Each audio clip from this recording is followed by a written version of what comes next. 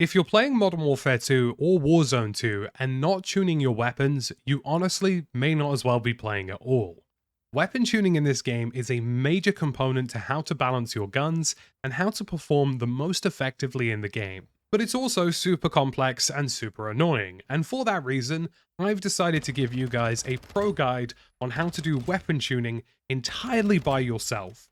You won't need any other videos, you won't need to look at people's individual builds, you'll be able to tune every single weapon by yourself and get the most performance out of it by the time you finish watching this video. This is a slightly longer video, but I promise you all of it's worth it, so definitely stay tuned. And this did require a lot of testing as well, so if you want to support the channel and help me get to 100,000 subscribers, please hit the sub button, drop us a like, and consider following for more content just like this. We're going to dive into how to tune your weapons, and I'm going to give you real-world examples in the game so that you can understand the methodology and the process behind it so that you can do it yourself. But before we do that, there's a few bits of terminology that I think you should learn. Now, everybody knows that vertical recoil reduces vertical recoil, horizontal recoil control reduces horizontal recoil, and general recoil control just reduces the overall recoil of the weapon. But very few people understand what Recoil Stabilization, Recoil Steadiness, and Recoil Smoothness do, and these are important bits of information. So let me explain. Recoil Smoothness refers to how frequent the direction of your weapon recoil changes. So for example, when you're using something like a submachine gun, and we're using an MP7 later, which is a good example of this, it has a horizontal bounce from left to right. And the frequency of how often that bounce occurs is the recoil smoothness. So when you increase the overall recoil smoothness, the gun bounces left and right less frequently, but if the recoil smoothness decreases, you're going to have more of that bounce from left to right, or directional changes in general more often. Recoil Stabilization refers to how long it takes for the gun to stabilize into a regular recoil pattern. And there are certain weapons in the game that have an initial big burst or a feeling of a kick where the recoil kind of judders really rapidly and then starts to stabilize into a more regular pattern. And a good example of this is the AK-47, which is another weapon that we will be tuning today. Recoil Steadiness is the actual amount the recoil kicks up and kicks to the left and right.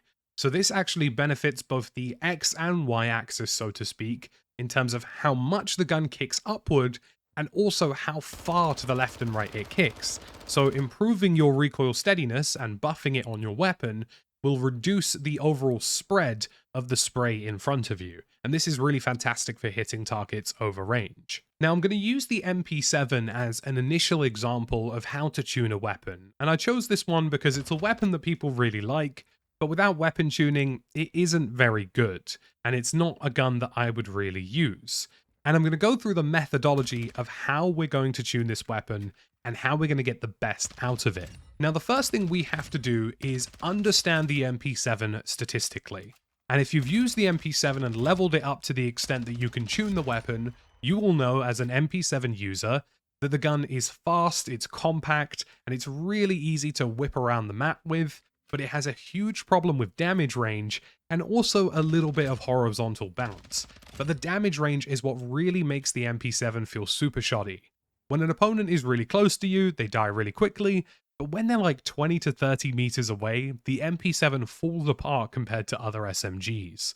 So we're going to be looking to increase the damage range of the weapon, and because we already have really good mobility, really fast movement speed, and a really quick aim down sight speed, these are some of the statistics that we'll be willing to sacrifice when we tune the MP7.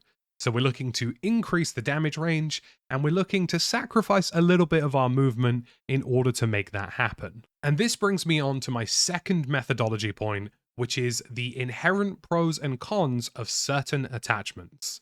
Now, in Modern Warfare 2 and Warzone 2, there are certain attachments like barrels and suppressors and stocks, which will do all sorts of different things. From A to Z, they will offer you loads of different flavors, and some of them will have 6 or 7 different barrels. But there are certain attachment slots where things are a little bit more deterministic. For example, laser sights, magazines, and optics. With laser sights, you know that you're always going to have an inherent positive that you can put on your weapon. Whether it's a laser sight for hip fire or a laser sight to make your ADS speed quicker, ultimately you have an option there that has very little drawbacks and gives you lots of benefits. And in the case of the MP7, where we need damage range, this is going to be an important factor because damage range often offsets with aim down sight speed.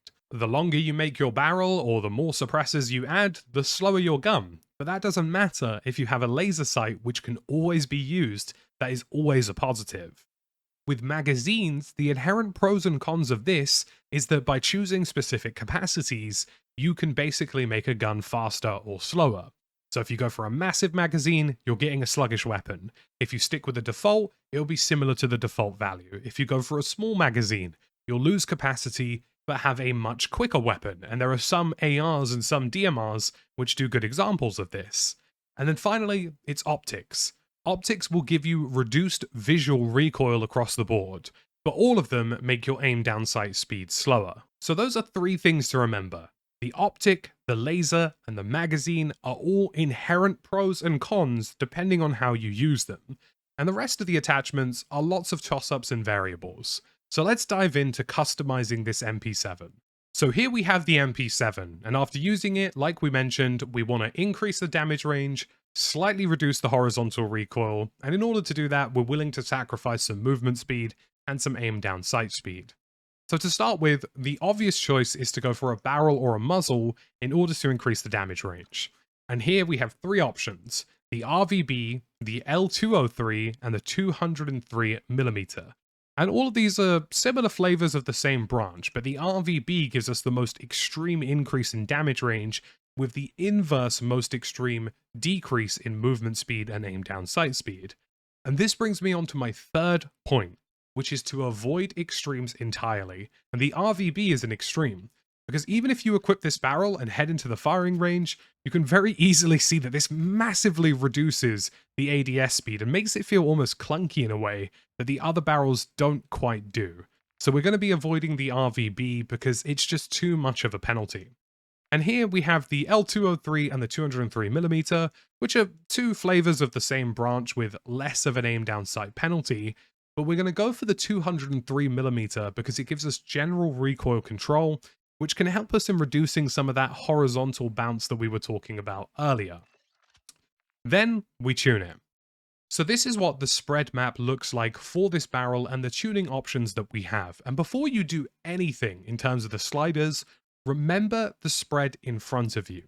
We know that we're trying to increase the damage range, so we have that little point which is heading into the green territory of the overall spread map, and we know that we're willing to sacrifice mobility and ADS speed, so mobility and handling, which is starting to get a little bit sluggish, and you can see is heading towards the red central part of the zone. Now, before we mess around with any of these sliders, take a mental picture of that, because like I mentioned, we're here to avoid extremes. Watch what happens when I max out the damage range of this barrel to the handling and the mobility of the weapon. Look at just how much worse the overall handling of that weapon has gotten. And if we go into the firing range, look how much more sluggish the overall ADS is for this gun. It isn't a massive amount in the grand scheme of things, but it's enough to make a difference. So when I said avoid extremes, that also applies to the overall sliders in the game as well. So here, we want a little bit more damage range, so we're going to go for about halfway between the two, which increases the overall value by 0.2 inches on the barrel. Now on the left slider, the story is a little bit different, because we do want Recoil Steadiness to get rid of some of that horizontal kick that I was talking about.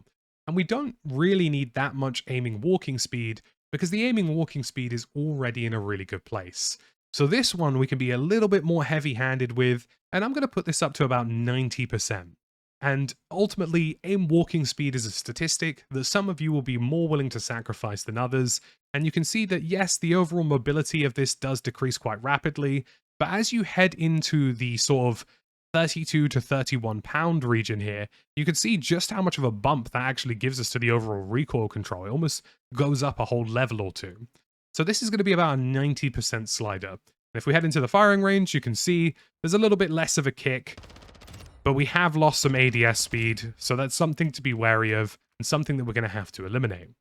So we've done what we needed to do in this tuning. We've managed to increase the damage range by reducing the mobility of the weapon, but we haven't gone to too many extremes to make that happen. So next, we want a little bit more damage range, and the way to do that is obviously to go with a suppressor, because suppressors not only reduce the horizontal kick I was talking about, but also give us a damage range boost. So we have, for example, the option to choose between the Singard MKV here, and I also believe the X10 RR40. And again, it's a case of trying to avoid the extremes here. And between the two right now, the Singard MKV is the larger penalty that we want to avoid in terms of ADS speed, stability, and walking speed. And we're simply going to go for the X10 RR40. And in this one, again, we can tune a couple of things here. So again, keep an eye on that heat map and keep an eye on how things are going. We would like to have a little bit more recoil smoothness here. So we're going to bump this up ever so slightly by about sort of 10 to 20% on the slider. And at the same time, we also want a tiny little bit more idle stability, which is going to reduce the weapon sway as we're aiming down sight. So let's bump this up to about, again, another 20 to 30%. Somewhere between the two, you don't want to max it out completely. And in the firing range, you can see that the weapon sway when I'm aiming down my optic has been reduced, but our ADS speed again has taken a bit of a penalty, but you can see the damage range. The bonuses are quite clear. The gun is doing much better over range than it previously was as a default value weapon. And for those of you who have used the MP7, you'll know that that damage range is looking pretty darn good. Now, we've done the ability here to increase the damage range using the muzzle and using the barrel, and the tuning has worked really, really well. But now we want to offset some of the problems that we have created. And the easiest way to do that, like I mentioned, is to either go to a laser or a magazine. Now, I don't want to reduce the mag size that this gun has, because I don't want to make it be useless in close quarters situations. So the simple solution is just to slap on a laser. And here I've got the VLK 7 megawatt laser, or milliwatt laser should I say. Megawatts would be a lot, and you can see that by going into the firing range, I've managed to bring back some of that aim down sight speed, which is really, really good, considering we do have the damage range now as well. So we have the laser to offset the barrel and the muzzle a little bit, and now the rest of it is a little bit more about finer tuning. We know, for example, that there's still a little bit of this horizontal bounce, and I'll show you what I'm talking about by going into here and shooting at this door. Notice how the gun kind of has an initial bounce all the way to the left, and then it's slowly left and right. And at close ranges, that doesn't really matter too much, but when we're trying to increase the damage range, it only makes sense to make the gun a little bit more accurate as well. So what we're going to do now is head into the underbarrel segment and look for something that's going to increase the overall aiming stabilization and a little bit of the smoothness as well, which we've already achieved through the suppressor is not a major concern. So we're looking for recoil stabilization here to try and tone things down a little bit. And you can see that we have some good options here in the F-Tac Ripper and the F-Tac Gravedigger. So we're going to go here for the F-Tac Ripper because it really does reduce the actual issues that we have with horizontal bounce. And you can see the massive improvement it does to overall weapon accuracy. If we go back into the firing range now, and if I fire at the exact same door, notice how much more linear that pattern is. Look at how much more linear this is and how much less of a bounce there is to the left and right, which means over ranges, when we're firing at opponents in distance, it's going to take even less bullets. So through a combination of stabilizing our recoil and increasing damage range, we've basically made the MP7 a ranged machine, which is really good to see. So the final instance here is just to bring back some of that ADS speed from earlier. And a really simple way to do this would to either be going for a rear grip or going for a stock, because these are another way to do that. So here we can see that this slightly overall reduces our recoil control, and that's general recoil control, but gives us a big bump in ADS speed and sprint speed. Whereas the rear grip also gives us an ADS speed bump at the cost of recoil control. Now, I'm going to test both of these just here and now. The grip should give us a fairly decent ADS speed improvement. And yep, that's pretty decent. And the recoil control feels pretty similar to what I was experiencing before. So I think, in this scenario, I'd likely stick with the grip. And there we go. With a little bit of tuning as well, we can even change this a little bit and increase the overall aim down sight speed or steadiness and sprint to fire speed or idle stability. But in this example, we've managed to get what we want without tuning it. A little bit more ADS speed, and you can see that the game is already trying to trick you here, because if you increase the ADS speed even more, you'll actually get rid of all of that horizontal stabilization I was talking about. So we're not going to touch that at all. We're going to leave this exactly how it is. And just like that, we have a longer range, more stable MP7 that's going to be better. It's still quick. You can see how fast it is here. And it just works. It's a fantastic little weapon, and it works very, very well. It's even good at range now, which it wasn't before. Naturally, you're probably not going to be shooting at targets that far away, but this does the job now, and it does it at a relatively similar rate. You can actually see when I shoot these two dummies, the close range one and the long range one die at very similar rates. Pretty good to see, right? And with that methodology that I've mentioned with the MP7, you can apply this to any weapon. So here we have the Kastov 7.62 or the AK-47, and if I was to spec this weapon, I would be willing to sacrifice my damage range of this weapon and a little bit of the damage generally in order to increase the mobility of the weapon and make it feel a little bit snappier. And there are going to be loads of examples in the gunsmith for this. A good example straight away would be the 343 barrel. I lose a bit of damage range, I lose a bit of bullet velocity, but I get a real increase in ADS speed. And with a little bit of tuning, I can actually make that a little bit better, get the recoil to be a little bit steadier, and get the overall ADS speed to work better for me. So you can apply this methodology to any weapon with any amount of tuning and make all of these guns better. The AK-47 has a horizontal kick to it, and it has basically a sluggish ADS speed. So if you can get a faster ADS speed with less horizontal kick, with the sacrifice of a little bit of damage range, you've got yourself a winning formula. And even with just barrel tuning here, you can see that by sacrificing a little bit on that range target, we made the AK much, much quicker. Now, hopefully this breakdown has explained to you all the things you need to do to tune your weapons. And if you found it useful, drop a like, leave me a comment, and I can even try and help you with some of your guns in the comment section below. As always, folks, thank you for watching, help me get to 100k, and I'll see you in the next one.